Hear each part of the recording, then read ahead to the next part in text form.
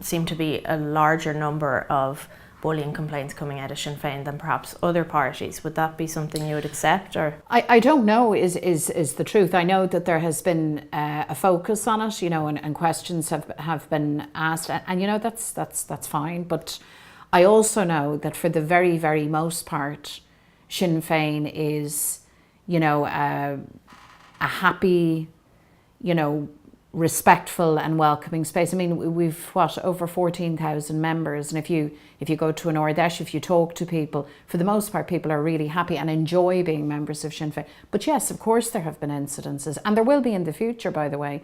And with the best will in the world, I can't stop that happening. You know, if adults fall out with each other, of course, the organisation has a responsibility to intervene. You would always want people to mend differences in an amicable way and informally if possible. But if that's not possible, then there are rules, there are procedures, there are processes, and they will be applied. And I have said that consistently. That's why we have a rule book, and I will ensure that the rules are applied. But I can't stop people if they have a clash or if there is an issue or a difficulty. We can intervene and apply the rules and protect people's rights, you know, and hold the ring in that way. But I can't stop people falling out with each other. I'm afraid that's beyond my capacities.